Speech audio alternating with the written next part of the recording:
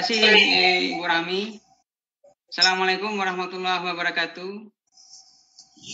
Selamat pagi Bapak Ibu semua. Terima kasih sudah bergabung di acara webinar literasi informasi ini.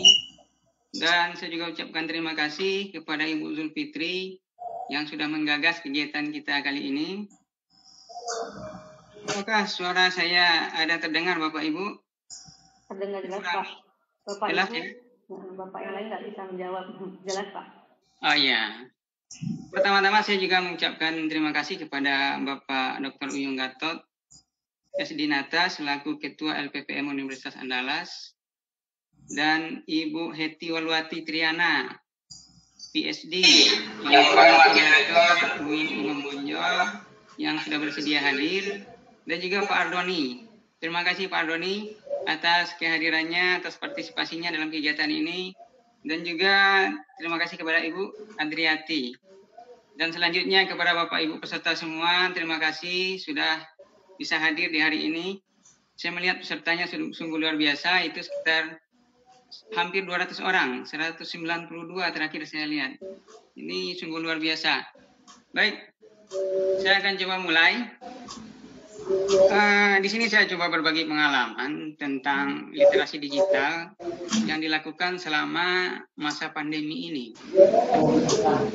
Jadi kita saling berbagi di sini. Saya mulai sesi kita kali ini dengan pertanyaan, 2 pertanyaan saja. Yang pertama yaitu sejauh mana digitalisasi perpustakaan sudah berjalan di tempat kita masing-masing. Yang kedua, sejauh mana kesiapan pustakawan dalam mengelola perpustakaan digital.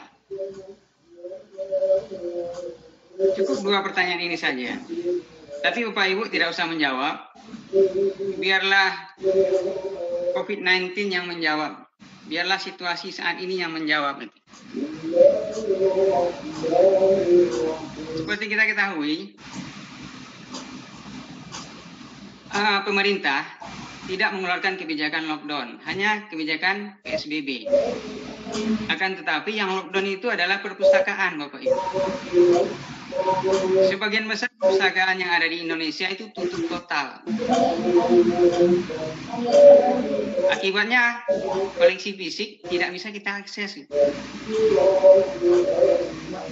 Layanan tidak bisa berjalan sebagaimana mestinya. Lantas bagaimana dengan pustakawan? Ketika work from home, apakah pustakawannya bingung? Lantas mahasiswanya apakah juga bingung ketika belajar dari rumah? Kalau kedua-duanya bingung, berarti mayoritas perpustakaan kita masih menerapkan layanan konvensional. Dan digitalisasi baru sebatas komputerisasi perpustakaan, Bapak Ibu. Akan tetapi, kalau pustakawan bisa memberikan layanan digital, mahasiswa bisa mengakses koleksi e-resources, artinya perpustakaan sudah melakukan digitalisasi. Digitalisasi itu sudah berjalan sebagaimana mestinya. Dan ini bisa kita rasakan sendiri di tempat kita masing-masing. Dalam kondisi seperti saat sekarang ini, solusi terbaiknya adalah hanya mengakses koleksi e-resources. Hanya itu yang bisa kita lakukan. Sedangkan koleksi fisik itu memang tidak bisa sama sekali. Karena instruksinya perpustakaan seluruhnya harus ditutup. Tapi ada hambatan terkait dengan koleksi resources ini. Mohon maaf kepada peserta, saya mungkin nanti banyak memberi contoh dari perpustakaan perguruan tinggi ya, karena memang basic saya dari perpustakaan perguruan tinggi. Jadi koleksi resources yang ada di kita sekarang ini aksesnya terbatas, Bapak Ibu. Di perguruan tinggi, sebagian metode aksesnya, akses langganan e-jurnal misalnya, itu hanya bisa diakses melalui jaringan internal kampus. Baru bisa kita akses artikel atau jurnal yang kita langgan. Kalau diakses dari luar kampus, itu tidak bisa. Selain itu, sebagian repositori perguruan tinggi pun masih bersifat close access. Masih jarang perguruan tinggi yang berani open access terhadap koleksi repositorinya. Sehingga deskripsi, tesis yang ada di perguruan tinggi, walaupun sudah dalam bentuk digital, itu tidak bisa kita akses. Kalaupun bisa diakses, itu hanya abstrak saja. Mungkin ada perguruan tinggi, beberapa perguruan tinggi seperti IPB saya lihat, atau USU atau UNDI sudah ada yang membuka aksesnya. Akan tetapi yang tahun terbaru itu masih ditutup. Kalaupun dibuka, terkadang untuk hasil dan pembahasan itu tidak ditampilkan. Kalau saya salah, mohon dikoreksi ya Bapak Ibu. Selain itu, kendala lainnya ini terkait dengan pemustaka. Sebagian tidak mengetahui sumber referensi, kemana mereka akan mencari rujukan untuk penulisan karya ilmiah. Dan ini juga banyak tidak memahami bagaimana mengakses koleksi e-resources. Ini persoalan Bapak. Walaupun sebagian perpustakaan kita sudah punya koleksi e-resources, tapi kendala ini terjadi sehingga pustaka kita tidak bisa mengaksesnya. Disinilah keberadaan pustakawan dibutuhkan, yaitu terkait dengan ilmu literasi informasi. Itulah yang menjembatani mereka untuk bisa menuju ke sumber referensi tersebut. Literasi informasi itu senjata paling ampuh yang dimiliki oleh pustakawan. Dan ini tidak dimiliki oleh bidang ilmu lain. Menurut Sales dan Pinto, literasi informasi itu merupakan dasar pembelajaran seumur hidup dan sangat relevan dengan semua bidang ilmu. Ini senjata kita pustakawan. Walaupun sekarang sudah generasi pemustaka kita sudah generasi digital native, mereka akrab dengan gadget, sudah terbiasa menggunakan IT. Akan tetapi pada kenyataannya, berdasarkan penelitian Enon dan Malmberg, generasi digital itu belum tentu terampil dalam mengakses sumber informasi. Menggunakan iya, tapi mengakses sumber informasi belum tentu. Penelitian lainnya dilakukan oleh Barton tahun 2015. Penelitian ini dilakukan terhadap mahasiswa kelas jarak jauh atau kelas online.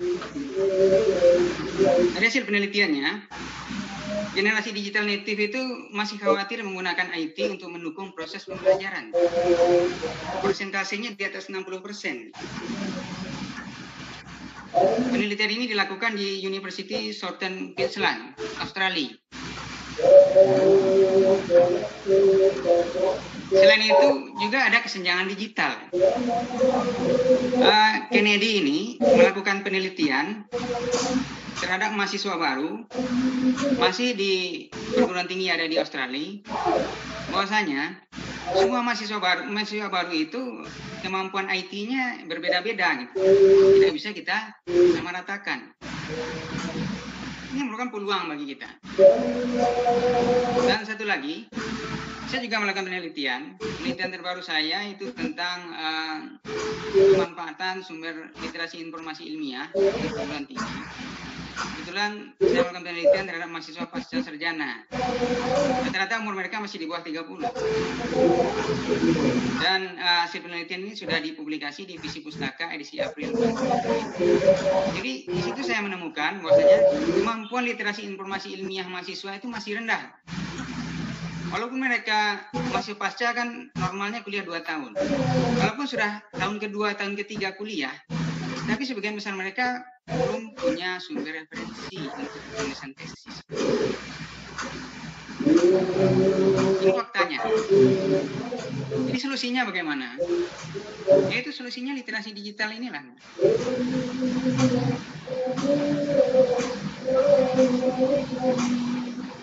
Dalam kondisi saat sekarang ini, itu sangat terasa. Kemampuan atau kontribusi dari skill literasi digital ini. Karena kenapa? Akses koleksi yang kita akses itu merupakan koleksi elektronik, menggunakan perangkat elektronik. Kita bagikan menggunakan perangkat elektronik. Jadi literasi digital ini sangat diperlukan dalam kondisi saat sekarang ini. Bagaimana kita memanfaatkan fasilitas atau perangkat digital untuk melakukan kegiatan literasi informasi dan mengkomunikasikannya menggunakan perangkat IT lagi, gitu. Sehingga menghasilkan knowledge baru dan informasi yang dibutuhkan oleh pemustaka itu sampai kepada mereka. Itu pentingnya literasi digital. Secara umum, literasi digital itu merupakan kombinasi dari literasi informasi, literasi media, dan literasi visual. Jadi ketiga ini harus dikombinasikan. Secara umum, dalam kondisi sekarang ini, kita tahu informasi itu berseliweran sangat cepat dan sangat banyak, sangat masif, karena kita lebih dekat dengan gadget, terutama di WhatsApp group atau WhatsApp pribadi. Secara umum, kalau masyarakat pada umumnya, tahapan mereka dalam mengelola informasi itu sampai di tahapan searching, filter, dan sharing. Mereka hanya sampai di situ. Kalau kita pustakawan, kita harus melakukan proses seleksi. Ini yang membedakan kita pustakawan dengan masyarakat umum terkait dengan pengelolaan informasi. Kenapa? Kita harus bisa menyeleksi informasi yang relevan untuk pemustaka kita, informasi yang up to date, dan informasi yang akurat. Kita tidak bisa seperti masyarakat pada umumnya, terima pesan, baca, langsung share. Tidak, itu bedanya kita pustakawan dengan masyarakat umum atau dengan orang-orang lain, profesi lain. Saya akan coba bahas setelah ini terkait dengan kegiatan seleksi ini. Jadi sumber referensi yang memungkinkan untuk kita akses di masa pandemi ini kan koleksi resources, tentu yang free access gitu, agar pemustaka bisa mengaksesnya, bisa memperoleh referensi sesuai dengan kebutuhannya. Sumber itu ada di mana? Perpusnas itu melanggan koleksi resources itu sangat banyak jumlahnya. Untuk mengaksesnya itu sangat mudah. Kita cukup mendaftar sebagai anggota secara online, setelah itu login dan bisa kita akses. Jumlah jurnal elektronik dan e-book yang dilanggan Perpusnas itu merupakan paling banyak dibandingkan instansi lain yang ada di Indonesia. Tapi kenapa kita tidak bisa memanfaatkan ini? Kemendikbud juga melanggan. Begitu juga dengan repositori perguruan tinggi. Itu juga sangat banyak. Dan ada lagi publisher internasional yang saat ini juga berlomba-lomba memberikan akses gratis kepada masyarakat untuk membantu masyarakat dalam situasi seperti saat sekarang ini. Juga ada database open access, yaitu Google Scholar yang ilmiah. Jangan kita biarkan juga misalnya mahasiswa kita mencari sumber referensi menggunakan Google, karena yang mereka dapatkan hanya sampah mayoritas gitu kalau untuk ilmiahnya. Makanya kita harapkan mereka ke Google Scholar, ke portal Garuda. Nah, ini di sini peran kita sebagai pustakawan untuk menjembatani mereka sebagai fasilitator, bukan sebagai pencari informasi. Dalam kondisi saat seperti sekarang ini, kita harus bisa menjadi fasilitator bagi pemustaka. Nah, ini terkait dengan proses seleksi tadi. Karena informasi yang relevan. Jurnal Westlaw atau jurnal dokumentasi ilmiah bidang ilmu hukum itu pasti dibutuhkan oleh mahasiswa fakultas hukum. Tidak tidak bisa kita share ke semua pustaka. Begitu juga dengan repositori IPB. Repositori IPB ini lebih dibutuhkan oleh mahasiswa peternakan dan mahasiswa pertanian dibandingkan fakultas lain. Jadi kalau kita mau membagi informasi ini, ya sebaiknya kita arahkan ke mereka. Atau Jurnal Moraref. Ini lebih akrab dengan kawan-kawan yang di PTAI. Atau terkait dengan tutorial pembuatan aplikasi bahan ajar. Tentu kita membagikannya ke dosen, bukan ke mahasiswa. Sedangkan untuk panduan penulisan karya ilmiah misalnya, panduan penulisan menggunakan Microsoft Word misalnya, tentu kita bagikan ke mahasiswa. Kalau kita bagikan ke dosen tentu marah mereka. Seperti itu. Itu yang saya katakan dengan relevan, informasi yang relevan. Kita memberikan informasi itu tepat sasaran. Karena kenapa? Pengalaman di awal masa pandemi ini saya mengikuti webinar, salah satu webinar dengan kawan-kawan kelas menulis pustakawan. Jadi kelas menulis pustakawan ini merupakan grup yang sangat produktif. Kita bisa menghasilkan satu buku setiap tahun. Jadi di situ saya dapatkan sangat banyak jumlah referensi yang bisa kita akses secara gratis pada saat sekarang ini. Yaitu terdiri dari e-book, e-jurnal, film juga, dan koleksi-koleksi lainnya. Jumlahnya sangat banyak. Itu via WhatsApp. Isinya sangat panjang. Ketika saya coba buka satu persatu, banyak yang tidak saya butuhkan. Banyak yang pemustaka saya tidak butuhkan. Jadi saya jadi bingung sendiri. Bayangkan, kalau informasi itu kita bagikan juga ke masyarakat umum. Kita bagikan juga ke mahasiswa. Tentu mereka akan jadi kebingungan. Oleh karena itu, informasi tersebut kita seleksi. Kita pilih yang mana yang betul-betul dibutuhkan oleh pemustaka kita. Begitu juga dengan informasi up to date. Misalnya, aplikasi Ruang Guru menggratiskan aplikasinya selama bulan April. Tapi kita bagikan bulan Mei pada pemustaka kepada orang lain. Tentu tidak nyambung dia. Karena masa gratisnya sudah lewat. Seperti itu. Jadi itu, informasi yang kita bagikan itu ya akurat. Satu lagi.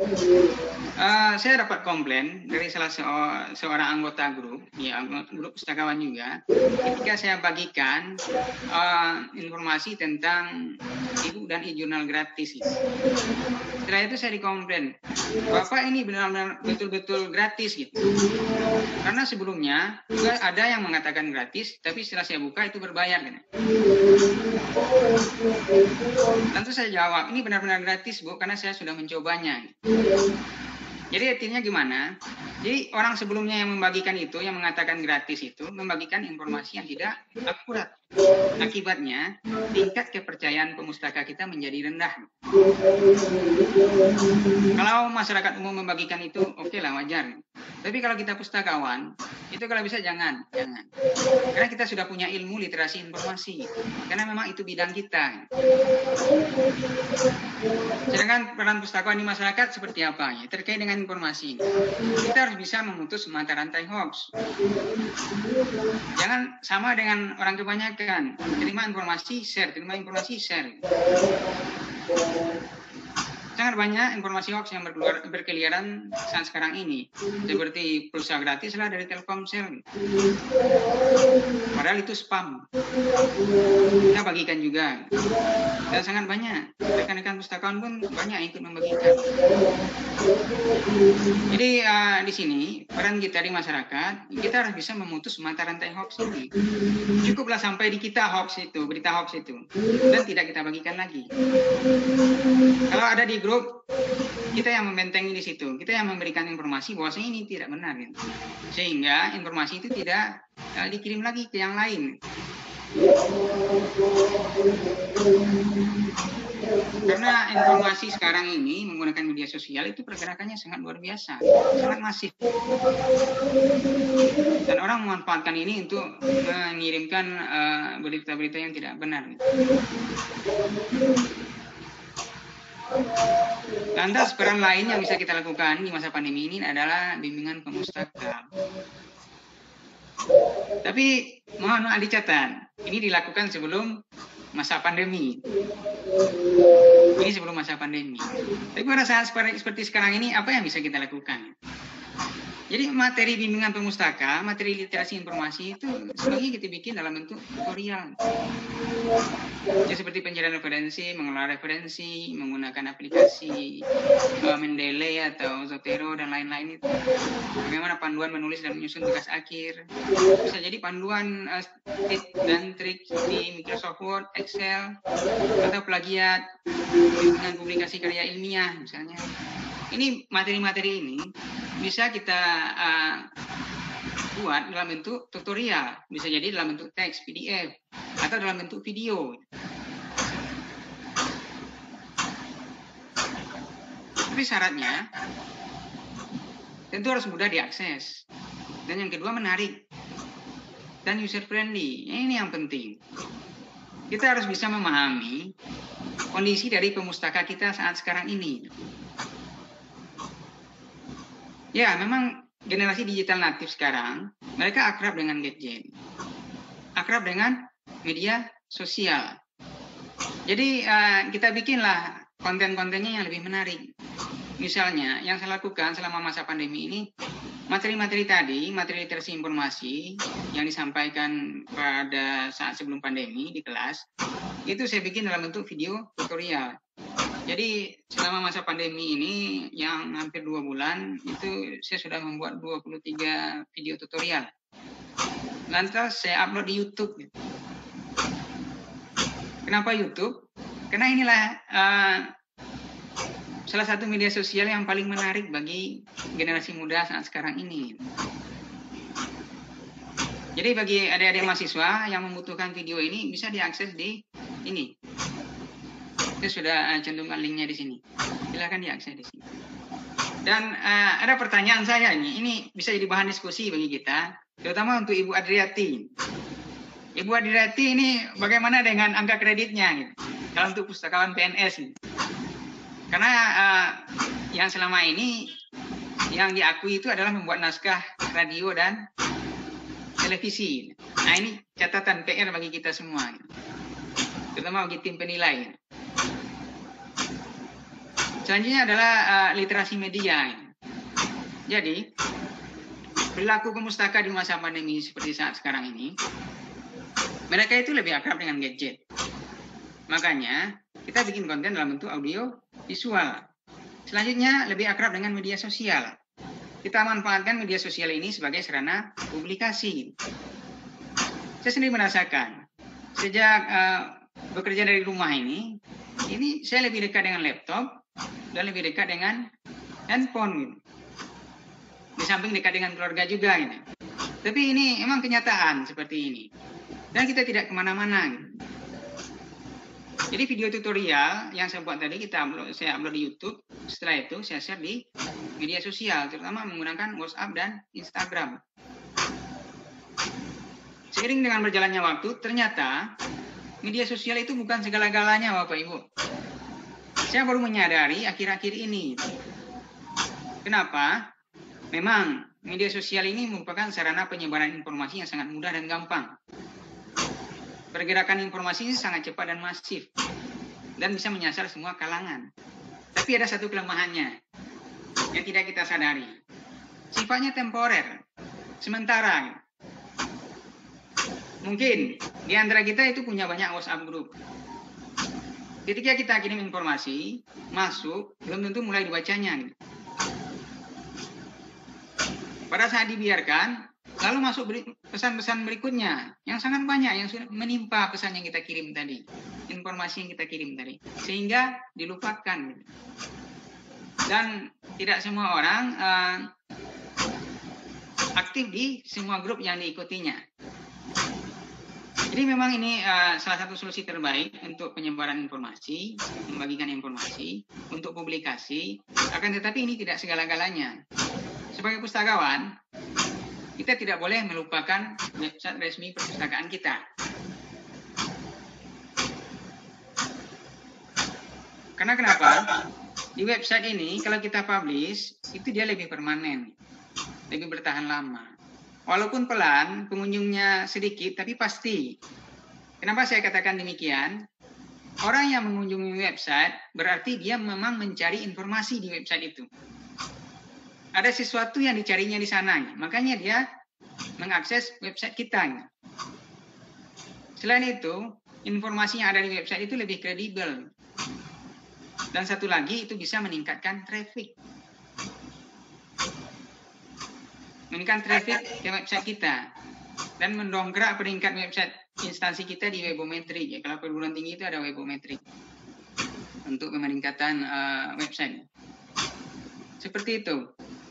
Jadi dalam 2 minggu terakhir ini, saya mulai membagi informasi-informasi tadi melalui website. Caranya seperti apa? Pertama, saya bikin video tutorial tadi, saya buat. Selanjutnya, di-upload di YouTube. Setelah itu, saya buat berita di website tentang video yang saya buat tadi. Di berita itu, saya cantumkan, misalnya, kalau ingin belajar melihat video tutorialnya, silakan akses link berikut. Jadi, kita arahkan mereka untuk mengakses konten yang ada di YouTube tadi. Setelah itu, kita publish di media sosial. Media sosialnya tidak kita tinggalkan. Jadi, pada saat dipublish di media sosial, pemustaka itu kita arahkan untuk mengakses website. Seperti itu. Jadi kita arahkan mereka untuk mengakses website, untuk membaca berita itu. Lalu kemudian kalau mereka tertarik, baru mereka mengunjungi YouTube. Itu pola yang saya lakukan akhirnya. Jadi di samping meningkatkan traffic ke website instansi, jadi apa yang saya lakukan ini resmi juga. Jadi seandainya nanti saya mau menghitung angka kredit, Ibu Adriati tidak bisa mengelak, tidak mengakui, gitu. Ya kan Bu Adriati? Karena sudah mencantumkan nama instansi. Gitu. Nah, ini yang disarankan oleh Ibu Adriati dulu ke saya. Ya, kalau mau bikin apa-apa itu jangan dilupakan atau jangan lupa dicantumkan logo instansinya. Gitu. Ya ini untuk pustakawan PNS ya Bapak Ibu. Ya seperti itu. Jadi kesimpulan kita dari kegiatan kita kali ini adalah kegiatan yang bisa kita lakukan oleh pustakawan pada saat kerja dari rumah, yaitu literasi digital. Gitu. Bagaimana kita memfasilitasi pemustaka untuk mengakses koleksi e-resources yang bisa diakses dengan mudah dan gratis. Gitu. Bagaimana kita mengemas informasi ke dalam bentuk visual gitu. Dan mengkomunikasi atau mempublikasikannya menggunakan media sosial. Itu versi saya ya, yang saya lakukan pada saat pandemi ini, pada saat bekerja dari rumah. Jadi kesimpulan, dari apa yang sudah kita jalani selama 2 bulan ini, jadi skill IT dan literasi digital itu merupakan sebuah keniscayaan bagi kita pustakawan. Tidak bisa tidak. Itu sudah menjadi tuntutan. Seperti yang dikatakan oleh Pak Doni tadi. Kita itu sudah terlambat. Ya, kita terlambat. Karena kenapa? Karena tidak ada paksaan. Berbeda dengan para dosen dan mahasiswa yang tiba-tiba harus kuliah online, melaksanakan e-learning. Mau tak mau mereka harus belajar gitu. Padahal di awalnya mereka gampang. Tapi karena paksaan, mereka terpaksa belajar dan perkuliahan tetap jalan sampai saat ini. Begitu juga dengan kita pustakawan. Kita harus bisa memaksa diri untuk belajar. Karena kenapa? Pustakawan itu menurut Maybe di bukunya Librarian as Coach tahun 2018, kita itu mitra yang setara dengan proses pengajaran dalam proses pengajaran. Kita bukan hanya supporting system, tidak. Kita mitra setara dalam proses pengajaran. Saya juga sudah mempraktekkan ini. Jadi pengalaman saya 1 tahun terakhir, saya sibuk melaksanakan kegiatan pelatihan online research skill. saya adakan dalam pelatihan sehari, dalam bentuk pelatihan sehari untuk mahasiswa pasca sarjana. Kalau online research skill ini lebih akrab dengan kawan-kawan dari PTAI. Ya. Mereka lebih akrab, lebih aktif menyelenggarakan kegiatan ini. Jadi saya adakan untuk mahasiswa pasca sarjana UNAN sudah beberapa kali dalam 1 tahun terakhir.